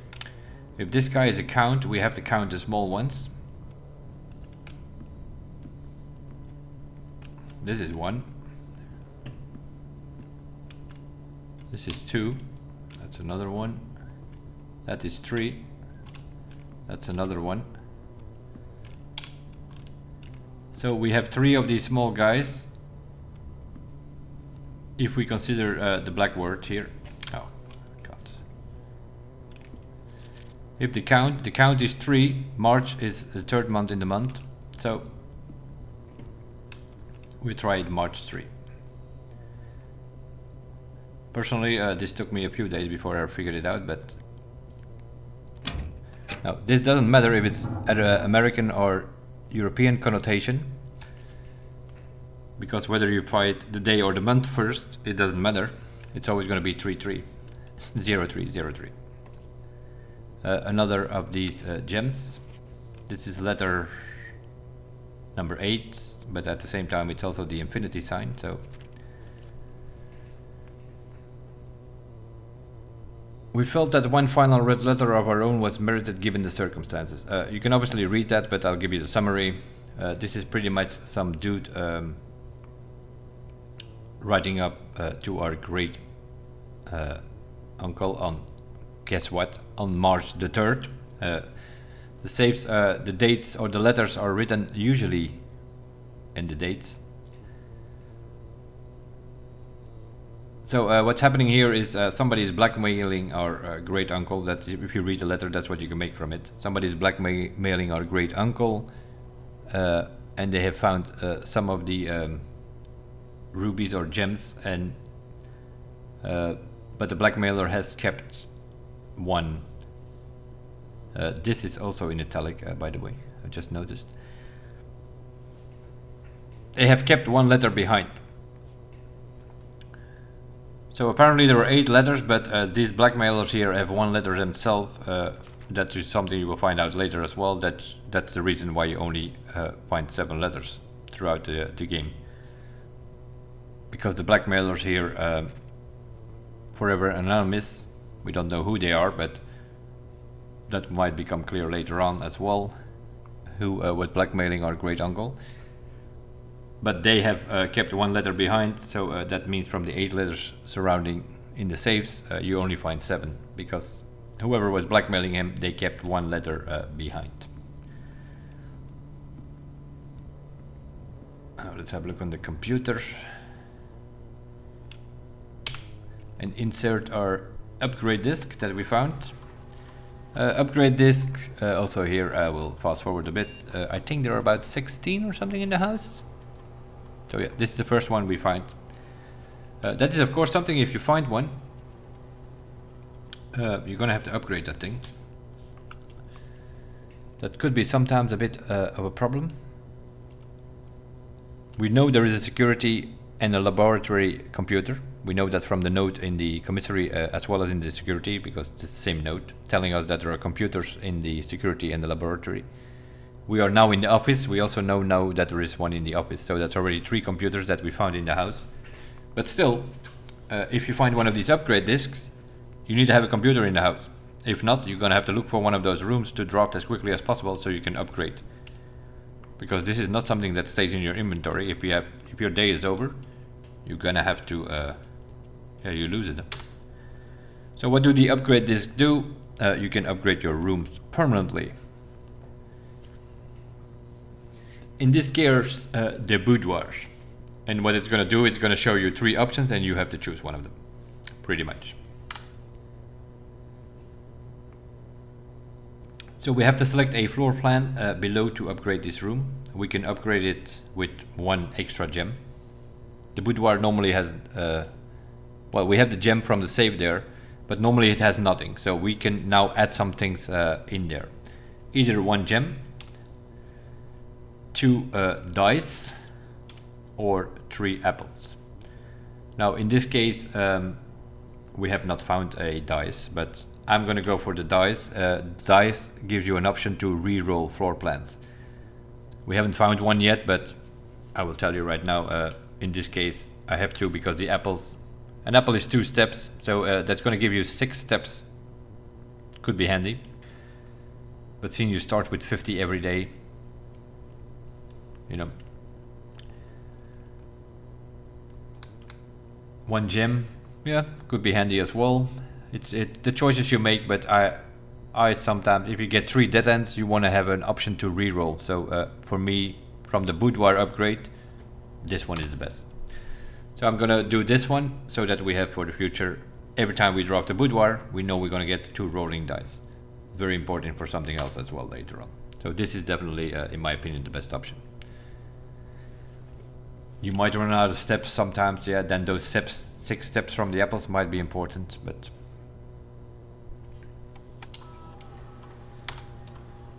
This is a different computer than the security. In the security, for instance, you can watch the inventory of the house. In this case, we can do some other things. We can run the payroll, and after running this process, checks will be placed in each staff member's room. This includes each servant's quarter and maid's chamber currently on the estate. So we can run the payroll once a week. In other words, in-game week that is. So every 7 days you can run the payroll. And if you do that, we will run it now. Payroll successfully issued. The staff is not in the house. They have been put on paid leave or whatever while we are figuring out this mentioned thing here. But nevertheless, if you run the payroll here, what it's going to do, it's going to put a check with coins, in other words, in the maid's chamber and in the servants' quarters. Those are 2 rooms we haven't seen yet, but if we ever come across them and you have run the payroll somewhere during the week, then the coins will be there and you will have extra coins. So that's one thing that you can do here, and you can also spread gold in the estate. The office can facilitate a modest distribution of coins withdrawn from the staff incentives program. These coins are spread throughout the estate. So you can spread gold now and it will spread gold throughout the house. That means that in all of the rooms that we have at the moment, you spread coins. That also means that if you drop the office very early, I advise you not to spread the gold until you at least have, let's say 10-15 rooms in your house. Then come back to the office computer and spread the gold. That's something you also, that's part of the strategy, right? If you start on the entry hall and you go to the right, let's say with a hallway or something, and then in the corner you get the office, you can put the office there. That is always an option. But then let's spread the gold, but we'll see. So what's now he's doing, it's spreading gold in all the rooms that we have. Well, maybe not in all of them, but we have 10, 13, 15, 17, we have 18 rooms. So in these 18 rooms, we have spread gold. But if you only have 2 rooms in your grid and you have the office in the corner, don't spread the gold yet. It's going to only spread gold in 3 rooms. That's something you have to think about as well. In this case, you can spread it because we filled up, let's say, 1/3 of the house. So, or you can wait till you have more rooms if you have enough steps, but we're not that great on steps. So having more coins throughout the house, and with the kitchen here, we can buy some more food, we can buy more steps, we are probably a bit more alive. Now, of course, the question is how far do we need to go back? You don't want to go to the gymnasium either, because there you lose steps over there. There we go, we already spread 4 in the office itself. We're pretty high up in the rank, so that's what I thought. This is probably locked.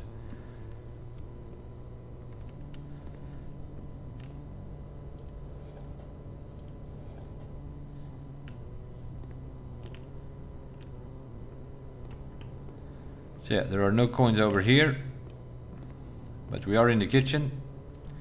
So what we're going to do is use these 4 coins to buy some extra steps. We still have 3 and 4. I think we still have one banana left now, a club sandwich and a bacon and eggs. We can find some more coins in the other rooms. This also gives us a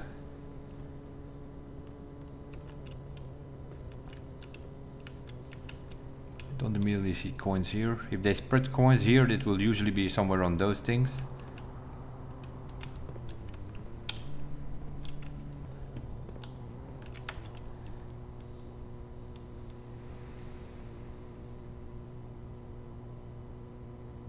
Yeah, it's gonna cost us 2 steps checking in here, but yeah, that's what I thought.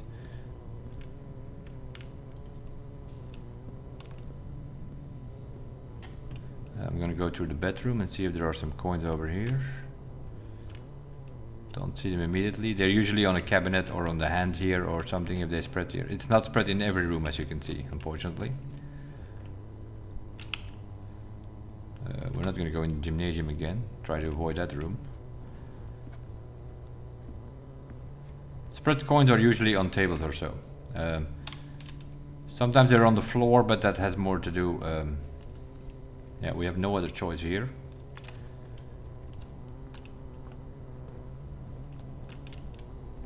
There we go. Got some more. Is there something we can buy here that we don't have yet? We can buy some gems. We have no keys. That's our problem here. We need 10 for a key, so we need to find some more. And then we might be able to buy a key. Then we could open that door there, potentially. Of course, we can also just save up and... like for 8 we could get the we could get 15 steps for the thingy thing. Problem is we have to go to the chapel to get to the other rooms to see if there is coins. It's gonna cost us a lot of steps and we have to come back as well. So what I think what I'm gonna do is, yeah, I have to, because I have to go, I can't go from the bedroom to the kitchen. I have to go back to the gymnasium. So I'm gonna... oh no, it's coins. It's okay, it's fine. So we're gonna go back through here.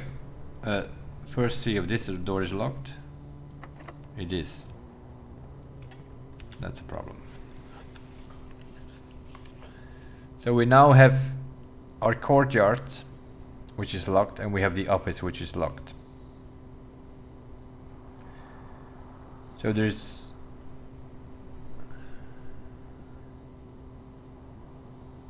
yeah.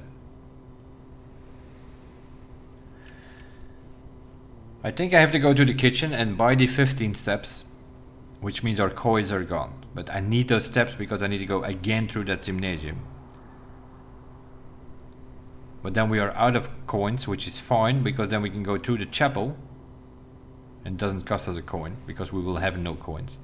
And then we can check the other rooms to see if there are coins there. If we can get 10 coins here, we can go to the commissary and buy a key, and then we can open one of those doors and we are still alive. You need to think about this like that, because I have to buy food here because I have to go to that gymnasium, which every time costs me 2 steps. So we have no other choice than to do this. I have to buy the club sandwich, which gives us 15 extra steps, which we're then gonna lose to trying to get... yeah, we need to get 8 coins again. And I have no other choice than to go through this place, which costs us an extra 2 steps, and then when we come back it's gonna cost us an extra 2 steps. But now we have no coins, so now we can easily go through the chapel, because it doesn't cost us anything. It also did not spread any coins by the looks of it. And here I'm not even gonna bother going in. Yeah, even spread coins, a lavatory is hopeless, it's never anything in it. And now of course we need to be a bit lucky that it has spread coins somewhere in this house, which will be able to buy us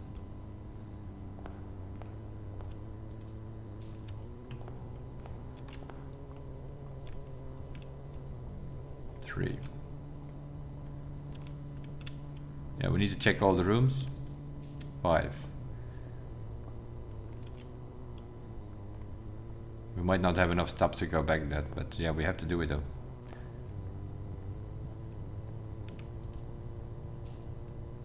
Nine.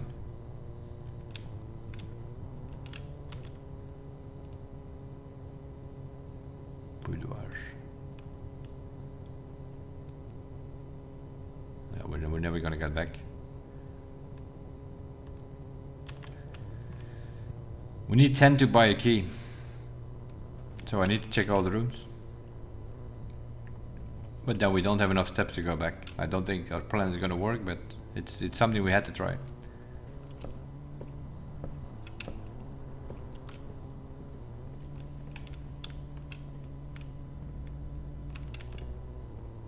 And no coins in here, so it doesn't give us enough anyway. We had to find 10 to buy a key in the commissary that we can then use in the courtyard or the office. Although we had to go back to the gymnasium losing 2 steps, so it didn't matter in this case. It did not matter. Because we had to find more than 10, because we're gonna lose one going to the chapel. We can buy the key, then we're gonna lose steps to go to the gymnasium, and then we can open the courtyard, but we don't even have steps to do this, so it's the problem here is the left side. You always want to make an opening at least somewhere on the right and at least somewhere on the left. So I think our first day is over. Exploring the world. So then it doesn't matter what you do next. You usually try to think of some things that you potentially could do, but in this case it doesn't matter where you call it a day. Inside, outside. We don't have enough steps. But since we still have coins, what you can do is make a wish in the fountain. You can throw in 1 coin a day here. If you do this every day, after 100 days, there are 100 coins in there. And you will be able to pick them up at some point in time. So yeah, not the most brutal day, but I tried to explain you as much as I could in this episode number 1 of our second playthrough, let's call it that, where I go through it and try to explain things as they go. We did it very step by step now. So we're gonna call it a day. And here you have 2 options. Save or quit, or save or continue. If it's fine for you for today, then you can just save and quit. It will save where you are, and the next time you boot up the game you will start day 2. Or you can save and continue. And then it will immediately go to day number 2. And then we will start there, obviously, episode number 2. Now, there's gonna be moments where the days are very short. So we're gonna probably do more days in certain episodes. This first episode we went very slowly through it all. Let me see.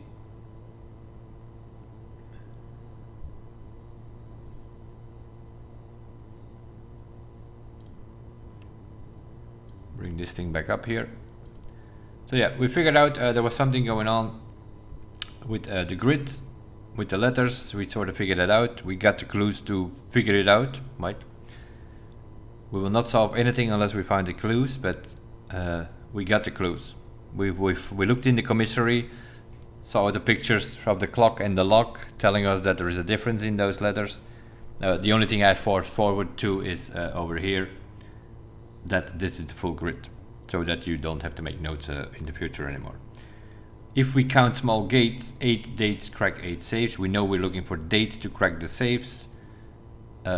We had a picture of Christmas in the boudoir, which gives us the boudoir code. Christmas Eve, Christmas Day, American notation, European notation, all 4 work. So 2412, 2512 European way works. 1224, 1225 also works in the boudoir. All 4 different dates are working. The office was a bit more count is that guy which was on top of the safe, and we know from the message here that we have to count the small ones. So we counted the small ones, which were 3 with the note March of the count. 3 counts in the month of March. That was the safe for the office codes.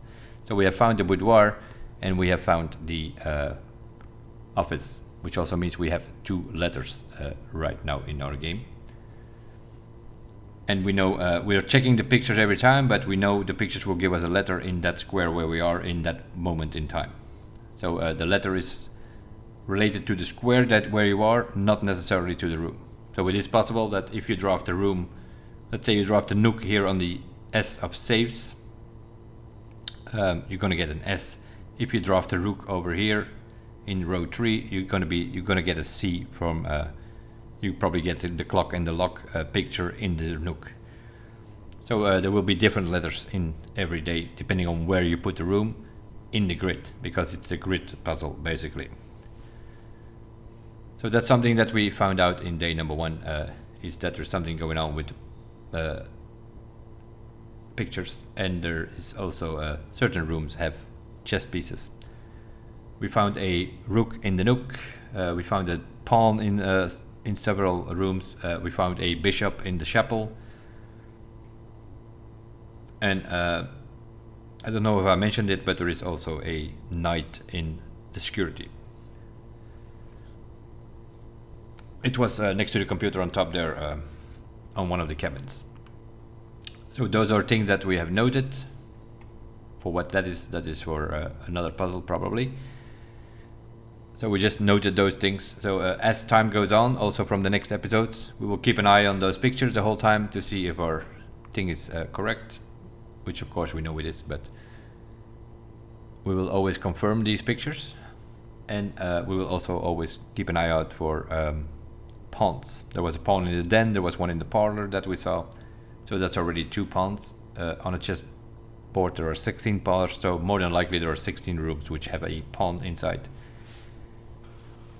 And the office was a king room, so we have found one of the 2 kings as well, being the office.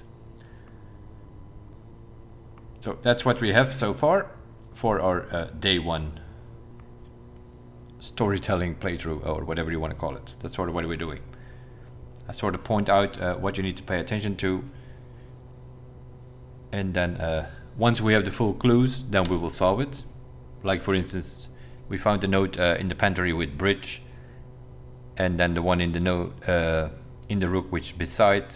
So there's something happening on a bridge, beside the bridge, and from the note in the office we know that also west was in italic, so the bridge is somewhere in the west. Assuming that is outside. Obviously there's no bridge inside the house.